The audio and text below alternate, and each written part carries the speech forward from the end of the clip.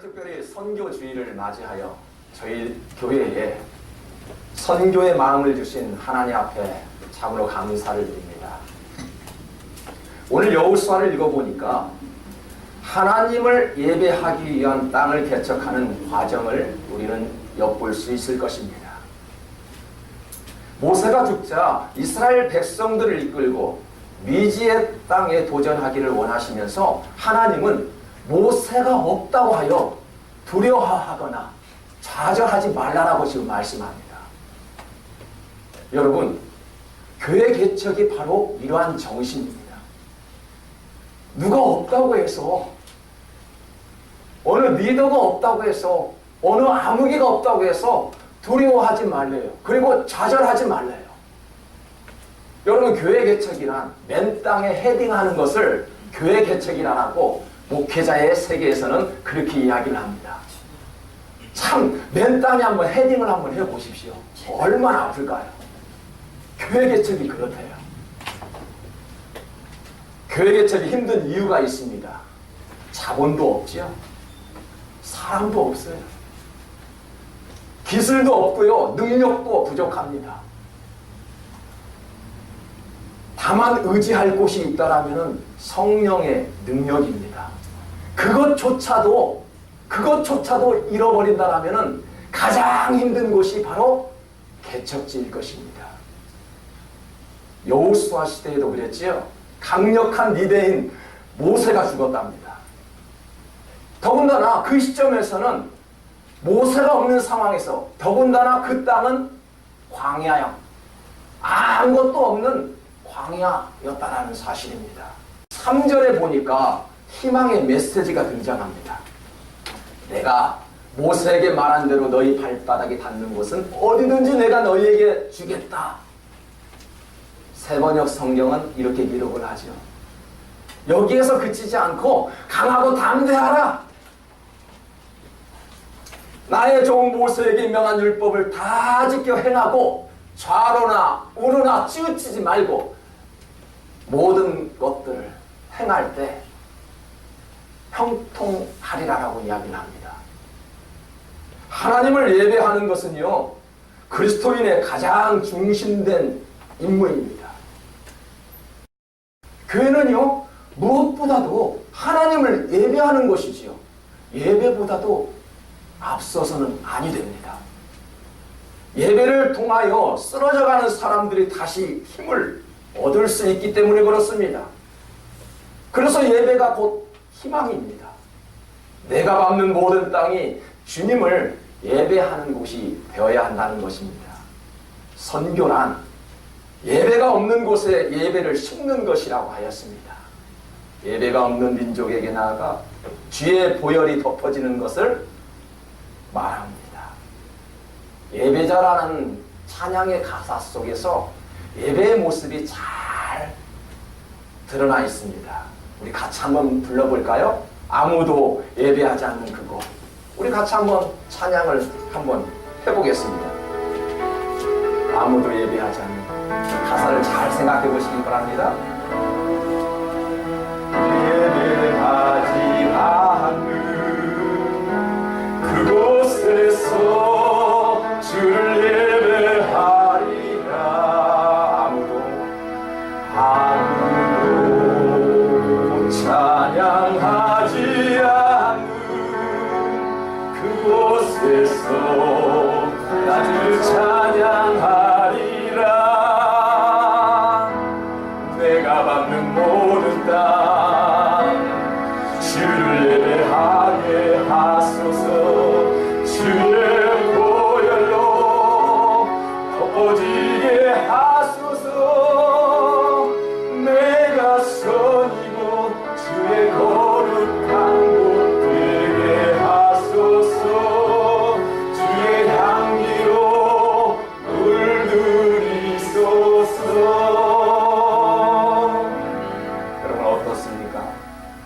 참 이 가사를 누가 썼는지 예배하는 모습을 잘 나타내고 있습니다. 예배는요, 하나님을 인격적으로 만나는 시간이 바로 예배하는 시간이지요. 예배는요, 양육과 선교가 시작되는 시작점입니다. 교회는요, 궁극적인 목적이 선교가 아니라 예배입니다. 예배 없는 양육, 예배 없는 선교, 이건 선교가 아니지요. 예배가 있기에 양육도 선교로 있는 것입니다. 결국 선교란 보내드린 물질을 통해서 어려움 없는 풍요로운 삶을 우리가 보기 위함이 아니라 그곳에 우리의 마음과 물질을 통해서 예배가 없는 그곳에 예배를 심는 것이 바로 선교라는 사실입니다. 그래서 선교란요, 형식이 아니라 필수입니다. 예배드리는 자체가 이게 형식이 될 수 있을까요? 필수입니다. 여러분, 학교에서 전공 필수 과목을 듣지 않으면 졸업을 못하죠. 어떻게 우리가 예배하지 않고 하나님의 나라를 볼 수 있고요, 어떻게 예배드리지 않고 하나님의 은혜를 체험할 수 있을까요? 예배는 필수 과목이라는 것입니다. 선교는 단순한 교회 성장을 위한 운동이 아니죠. 선교는 교회의 존재의 이유입니다. 먼저 구원받은 하나님의 백성들이라면 당연히 복음을 모르는 채 죽어가는 영혼들에 대한 안타까운 마음이 우리에게 있어야 한다는 것입니다. 이것이 바로 선교의 동기가 되어야 한다는 이야기입니다. 본문 2절을 보니까 내 종 모세가 죽었으니 이제 너는 이 모든 백성과 더불어 일어나 이 요단을 건너 내가 그들 곧 이스라엘 자손에게 주는 그 땅으로 가라 라고 말씀을 했습니다. 이스라엘 백성들을 광야에서 가나안 땅으로 옮기신 이유가 무엇일까요? 깊이 한번 오늘 말씀을 묵상해 보아야 할 것입니다. 하나님께서 이스라엘 백성을 광야에서 가나안 땅으로 옮기셨대요. 이유를 보니까요, 예배하라고 옮겨주셨습니다. 애굽 땅에서 왜 광야 땅으로 하나님께서 출애굽을 시켰을까요? 왜 그랬을까요? 예배하라고 하나님께서 이끌어 주셨습니다. 여러분, 애굽은요, 풍요로운 곳입니다. 비록 이스라엘 백성들이 노예 생활을 했지만은 그래도 먹었지요. 그래도 볼 것을 보았지요. 그런데 마음은 허했습니다. 왜 광야로 인도했을까요? 그곳에서 예배하라고. 아무것도 없었지만은 그런 풍요로운 물질보다는 마음이 강해야 한다는 마음으로 하나님께서 애굽에서 광야로 이끌어 주셨습니다. 출애굽기 3장 18절을 보십시오. 히브리 사람의 하나님 여호와께서 우리에게 임하였은즉 우리 하나님 여호와께서 제사를 드리려 하오니 사흘길쯤 광야로 가도록 허락하소서 하라. 이게 무슨 말씀인지 아세요? 모세와 아론이 지금 애굽 왕에 가서 타협을 한 게 뭔 줄 아십니까? 우리 이스라엘 백성들을 예배할 수 있도록 애굽에서 보내달라는 이야기죠. 참 멋진 말씀 아닙니까? 다른 것이 아니라 우리 백성들이 예배할 수 있도록 이 땅에서 내어보내달라는 이야기입니다. 하나님께서 다른 제안을 하지 않고요, 아론과 모세를 통해서 예배할 수 있도록 보내달라, 그렇게 왕에게 이야기하라는 것입니다. 여러분, 회사 직원들이 사장님에게 나 오늘 주일이니 예배할 수 있도록 주일은 좀 빠져야 되겠습니다, 보내주십시오, 담대하게 말하는 직원이 있습니까? 나 주일이니 예배는 지켜야 하겠습니다, 아니면 나 이곳 다닐 수 없습니다, 그런 마음으로 회사에 한번 취업 한번 해보신 적이 있나요? 참 멋진 말이지요. 예배가 중요하니 주일에는 다른 일 하지 않겠다. 참 담대한 마음입니다. 어떤 분들은요, 꼭 교회만 가서 예배를 드려야 합니까? 라고 묻는 사람들이 있습니다. TV나 인터넷이 발달되어 있는데 가만히 앉아서 땅콩 까먹고 예배 드릴 수 있지 무슨 교회냐? 얼마든지 은혜 받을 수 있다라고 말하는 사람이 있습니다. 황금 같은 휴가를 받았습니다. 왜 여행을 가고 싶은 그런 유혹이 우리의 마음에 있을 수도 있지요. 우리가 주일날 가게 문을 열면 매출이 배로 뛸 수 있다는 생각, 누구나 다 아는 사실이지요. 그런 유혹에 밀려와도 다 뿌리치고요. 주일이면은 하나님의 전에 예배하겠다라는 그런 마음이 있을 때 비로소 그들은 하나님을 더욱더 사랑하는 자라라고 말할 수 있을 것입니다. 아멘. 사랑하는 성도 여러분, 선교의 시작은요, 예배입니다. 예배가 없는 선교는요, 선교가 아니지요. 어찌 우리가 예배하지 않고 선교할 수 있다고 말할 수 있을까요? 만약에 그렇다면 그것은 선교가 아니라 하나님의 마음을 전하는 것이 아니라 그저 자선단체나 다름이 없을 것입니다. 하나님께서는요, 애굽에서 이끌어내시고 가나안 땅으로 인도하신 이유가 예배하라고 이끌어 주셨습니다. 우리가 미국으로 이주한 이유가 사람들에게 다 물어보니까요, 다 이유가 있더군요. 여러분들은 어떠한 이유로 인해서 미국 땅에 오셨습니까? 저도 미국에 왔습니다. 여러분들이 다 잘 알다시피 저는 미국에 온 이유가 있지요. 사랑하는 여인과 결혼하기 위해서. 그래, 당신이 가는 곳은 나도 가겠다. 나중에 생각해보니 미국이더군요. 잘 생각해보세요.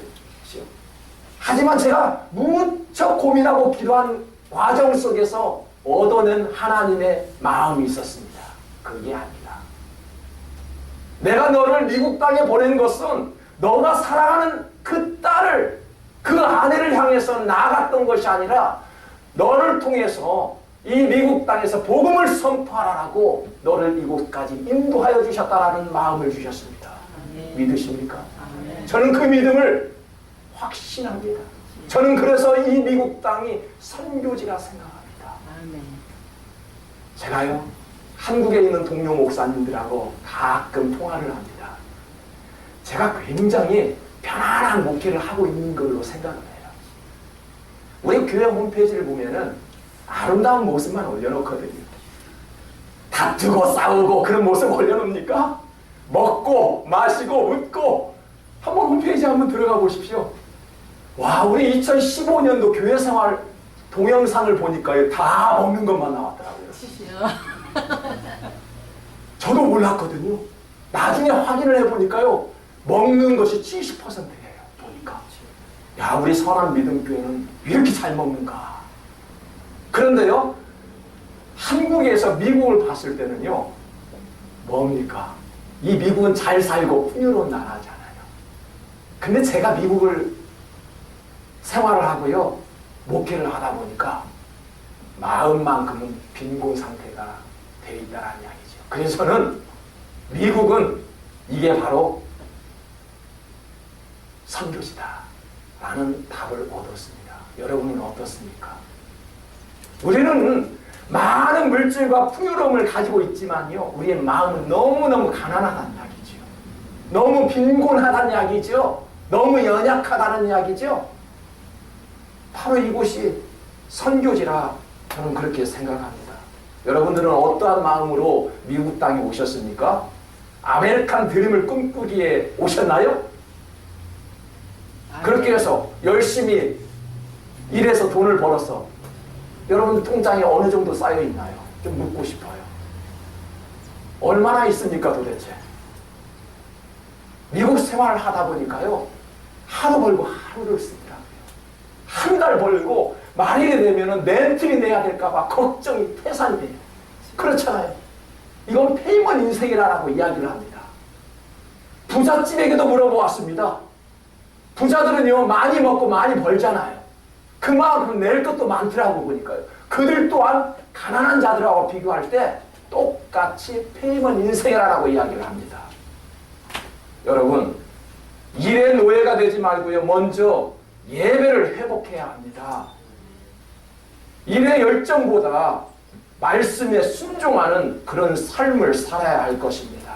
예배를 잃어버리면요, 모든 것들을 잃어버리기 때문에 그렇습니다.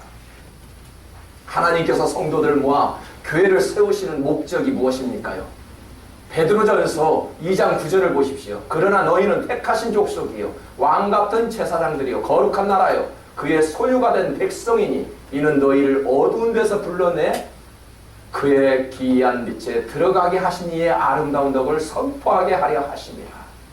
교회를 세우신 목적은 우리를 어두운 곳에서 불러내어 예수 그리스도의 아름다운 덕을 선포하는 데 있대요.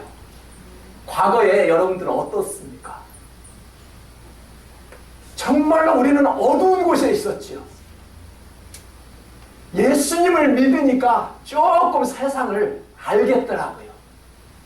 기쁨이 무엇인지를 알겠더라고요. 그전에는요, 더 많은 돈도 가져보았지요. 더 많은 여행도 해보았지요. 더 많은 세상 구경을 해보았지요. 그런데 참다운 기쁨을 알 수 없었습니다. 그런데 예수를 믿고 난 후에 물질로는 부족하지만은 세상에 내놓을 것은 없었지만은 내 마음만큼은 더욱더 담대해졌고요. 내 마음만큼은 더욱더 환하고 기쁨이 있었다는 것입니다. 똑같은 경험 아닙니까? 우리들을 어두운 곳에서 예수 그리스도의 아름다움을 선포하라고 우리들을 불러주셨답니다. 이것이 교회요, 선교입니다. 교회에 다양한 직분을 주신 것도 결국은 그리스도의 몸을 세우기 위한 것이지요. 내가 봉사하고 싶다고 해서 나의 능력이 힘이 크다고 해서 절대 아닙니다. 하나님의 일은요, 열정이 아니라 순종입니다. 여호수아 1장 8절을 보십시오. 여호수아에게 순종의 길을 가르쳤습니다. 이 율법책을 내 입에서 떠나지 말게 하여 주야로 그것을 묵상하여 그 안에 기록된 대로 다 지켜 행하라. 그리하면 내 길이 평탄하게 될 것이며 너가 형통하리라. 순종하지 않는 열정, 우리 마음속에 순종 없는 열정이 가장 위험합니다. 빠르고 씩씩하고 똑똑하고 잘나면 뭐합니까? 많이 배워 학식이 있고 그렇다 할지라도 인격이 안 되면 어떻게 할 겁니까? 우리가 정직하면 어떻습니까? 하지만 정직하면서도 방향이 올바라야 합니다. 세계적인 커피 체인점 스타벅스의 CEO 하워드 슐츠는 커피에 대한 남다른 애정과 열정이 있었습니다.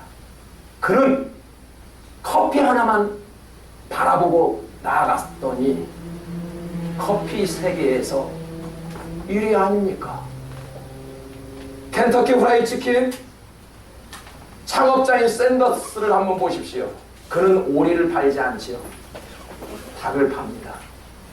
뭔가 목적이 분명합니다. 이것저것 하지 아니하고요. 딱 오로지 한 가지만을 위해서 전진을 합니다. 사랑하는 성도 여러분, 우리는 하나님의 자녀래요. 복음을 따르고 그 복음 때문에 사는 자들이래요. 그러면 우리는 밖에 나가서 무엇을 해야 됩니까? 복음을 가지고 살아야 되겠지요. 복음을 선포할 줄 알아야 되겠지요. 하나님의 자녀들은요, 이러한 순종을 바탕으로 복음을 심는 것입니다. 이처럼 목적이 분명할 때 성공할 수 있고요, 형통할 수 있는 길이 열린다는 것입니다. 목적이 분명한 사람들이라면은 지금 우리가 살고 있는 그곳에서 저와 여러분이 선교사의 모습처럼 살아야 합니다. 선교사란 어느 특정 지역으로 가서 선교하는 것이 선교사라고 우리는 알지요. 그래서 우리는 내가 선교사인 줄을 모르고 삽니다. 멀리 하나님의 일을 하는 사람, 그런 데서 하는 사람을 선교사라. 아닙니다. 우리가 살고 있는 이곳, 내가 밟는 이 땅에서 내가 선교사의 모습처럼 살아야 한다는 것입니다. 우리는 어느 특정 지역으로 부르심이 아니라 사람들에게 부르심이지요. 내가 있는 이곳, 내 형제들, 내 가족들, 내 직장 동료들, 내 성도들, 그 안에서 선교사의 모습을 보여줘야 한다는 것입니다. 섬김과 봉사도 열정이 있어야 하지요. 어떤 일을 시작하는 동기는 반드시 열정이 있어야 합니다. 하지만 잘 생각해 보십시오. 중도에 포기하지 않고요. 시험 받지 않고요. 끝까지 인내할 수 있는 힘은 어디에 있다고요? 열정이 아닙니다. 순종입니다. 순종하는 자가 끝까지 주님의 말씀을 붙잡을 수 있다는 이야기죠. 열정을 가지고 주님을 따랐습니까? 나중에는 힘들다고 다 도망가 버립니다. 열정이 중요하지만은 끝내는 순종 없이는 주님을 따를 수 없다는 이야기죠. 순종이란 바라보고 지켜보는 것이 아니라 움직이는 것입니다. 내가 행동으로 보여주는 것이 순종이지요. 예배도 마찬가지입니다. 관객으로 앉아있는 것이 아니라 주체가 되어 내가 움직이는 것입니다. 예배위원들만 예배하는 것이 아니지요. 봉사위원은 그럼 주방에서 봉사만 해야 됩니까? 예배위원은 봉사하지 말고 주방에서 예배만 이렇게 해야 됩니까? 그런 게 아니죠. 성도라면은 예배 자리에 앉아있는 모든 분들은 움직여야 한다는 얘기죠. 몸으로 이렇게 움직이는 게 아니에요. 마음이 주님 앞에 가야 된다는 이야기죠. 장로님 오늘 기도를 우렁차게 하셔서 제 마음이 들썩들썩했어요. 아멘. 온 교회가 막 떠나가 버릴 것 같았어요. 참 넘치는 기도. 우리는 그 기도를 바라보는 것이 아니죠. 내가 기도 소리를 듣고 그 기도와 함께 나아가는 것이란 이야기죠. 그게 움직이는 것이란 이야기죠. 찬양 인도자가 찬양팀이 찬양을 하는데 여러분 저 기타는 도대체 얼마일까? 우리 찬양팀 잘하냐 못하냐 그런 평가가 아니죠. 내가 찬양 속에 함께 부르는 것이 움직이는 것이란 이야기죠. 왜 우리 성도들은 바라보고 지켜보고 그러지 말자는 이야기입니다. 예배란 관객이 아니라 주체, 움직이는 것이 바로 예배라는 이야기죠. 예배를 받는 분 하나님이십니다. 목회자나 인도자는 예배를 도와주는 지체일 뿐입니다. 그 예배를 받는 사람은 목사가 아니라 어느 일부의 사람이 아니라 하나님이 예배를 받으시는 것이지요. 아멘. 그래서 예배의 주체는 하나님이 되어야 합니다. 사실 예배뿐만 아니라 인간들의 삶과 죽음의 결정도 누가 한다고요? 하나님이 하시더군요. 여호수아 1장 1절의 시작은 이렇게 시작합니다. 여호와의 종 모세가 죽은 후에 여호와께서 모세의 수종자 눈의 아들 여호수아에게 말씀하여 이르시되, 저는 이 말씀을 보고요 모세가 갑자기 죽어 깜짝 놀랐어요. 건강한 사람도 죽을 수 있구나 라는 생각을 가졌습니다. 잘 보세요. 신명기 34장 7절을 우리 다 같이 한번 읽어보겠습니다. 모세가 죽을 때 나이 120세였으나 그의 눈이 흐리지 아니하고 기력이 쇠하지 아니하였더라. 모세가 120세가 됐는데 눈이 흐리지 않았대요. 뭐 그때는 안경도 없었으니까 안경도 안 꼈을 것 같아요. 120세가 됐는데 그런데 갑자기 죽었어요. 놀라지 않았나요? 분명히 여호수아 전에 신명기에서는 모세의 나이가 120세였고 눈이 흐리지 않았고 기력이 쇠하지 아니하였는데 여호수아 1장 1절에 보니까 죽었다는 이야기죠. 여러분, 모세는 나이가 들었어도 건강했지만은 삶과 죽음 모든 것은 하나님께 달려 있다라는 것입니다. 건강하십니까? 물질이 풍요롭습니까? 명예가 높습니까? 다 하나님의 속에 달려있다라는 이야기죠. 예배는 이처럼 하나님의 유엄과 영광을 인정하는 것이 예배입니다. 그래서 하나님을 영화롭게 하는 그리스도의 기본은 하나님을 예배하는 데 있습니다. 예배는 단순한 의식행위가 아니죠. 어떠한 목적을 위해서 사용되는 수단이 아닙니다. 오로지 예배입니다. 예배 자체가 바로 선교의 목적임이 분명합니다. 예배가 없는 곳이 우리의 선교지요. 예배가 없는 마음을 향해 나아가는 것이 바로 선교라는 것이죠. 선교란 예배가 없는 곳에 예배를 심어주는 것입니다. 선교란 예배가 없는 마음을 찾아가는 것이 바로 선교입니다. 그렇다면 내가 먼저 예배를 회복해야 되지 않을까요? 바른 예배를 드리지 않으면 영적으로 굶주리게 되고요. 세상의 것으로 채워도 늘 채워지지 않는 아쉬움이 우리에게 있다는 이야기입니다. 사랑하는 성도 여러분, 교회 개척은 교회를 향하신 하나님의 명령으로 만민에게 복음을 전파하라라는 주님의 명령을 선포하는 것입니다. 그래서 지금도 수많은 지역에 계속해서 교회들은 세워지고 있죠. 아직도 끝없이 교회는 하나 둘씩 세워지고 있습니다. 선교의 시작은 바로 예배하는 곳이 교회이지요.